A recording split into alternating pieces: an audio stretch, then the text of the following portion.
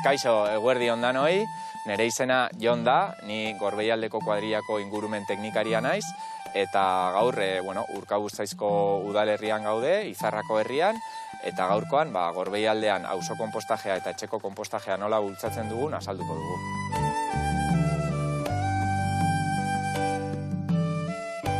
Gorbeialdeko kuadrillan biohondakinen kudeaketa eredua bultzatzeko erabiltzen dugun alternatiba da, nolabait eredu deszentralizatu baten aldeko apustua egiten da, eta oinarritzen da gehien bat etxeko konpostajea eta hau bezalako auzo konpostaje guneak bultzatuz eta hauen erabilera sustatuz. Gaurkoan Urkabustaisko udalerrian gaude, Izarrako herrian, eta hemen auzo konpostaje gune ezberdin daude. Gorbeialdeko gainontzeko udalerrietan ere antzerako guneak daude herrigune nagusietan bereziki. Helburua da ahalik eta hondakin organiko gehiena hemen bertan eskala lokalean, herri mailan tratatu eta kudeatzea.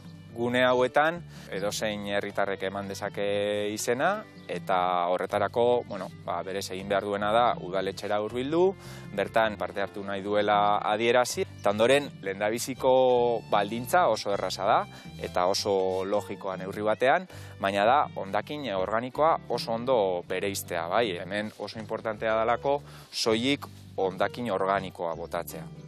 Egia da, hondar organiko batzuek, beste batzuek, baino errezago konpostatzen direla, baina berez, ona jatorri organikoa duen edozein hondakin bota dezakegu. Hori bai, salbuespen batzuk zehazten ditugu, eta horietako bat adibidez izaten da belarra, hezetasun maila handia daukala eta prozesu honetan moztutako belar berde hori bota eskero konpostagailu hauetara, horrek arazo bat suposatzen du.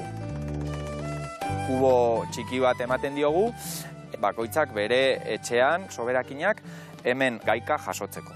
Giltza bat ere ematen diogu, konpostagailu hauek kandadu batekin itxita daudelako, ziurtatzeko nolabait parte hartzen duen jendeak jaso dituela azalpen minimo horiek, Eta ondoren, hemen dagoen material egituratzailearekin hondar organiko gordin horiek estaltzea. Horren ondoren, guk une hauen funtzionamendu egokia bermatzeko, jarraipen eta mantentze lanak egiten dituen kanpoko zerbitzu bat kontratatzen dugu, hemen beharrezkoak diren parametroak neurtzeko eta dagozkion kontrol eta mantentze lanak egiteko prozesua behar bezala emateko. Konpostajeko prozesuan neurtu behar den hezetasun maila, oxigenoaren presentzia eta temperaturaren kontrola dira nolabait kontrolatzen diren parametro nagusiak. Orduan, oxigenoaren presentzia prozesu guztian behar bezala ematen dela ziurtatzeko egiten duguna da hemen da trasbaseak egin.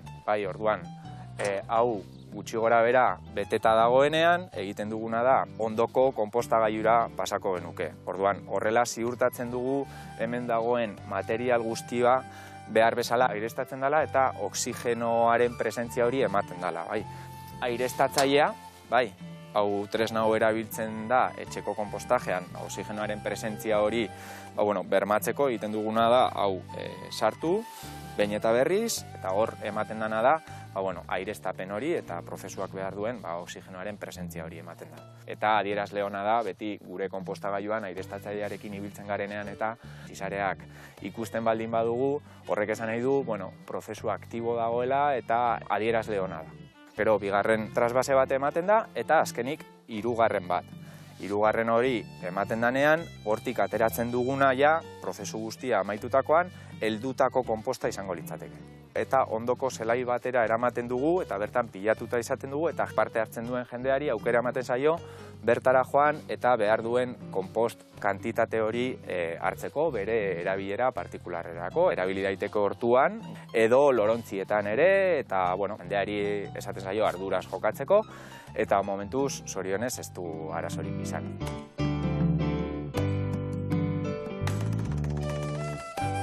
Gaurkoan Gorbeialdeko auzo konpostaje guneak ezagutu ditugu, espero dut zeozer ikasi izana eta esperientzia interesgarria izatea, Eta hemendik animatzea mundu guztiari, bai norberak bere etxeko konpostajearen bidez edo auzo konpostaje guneetan parte hartzera.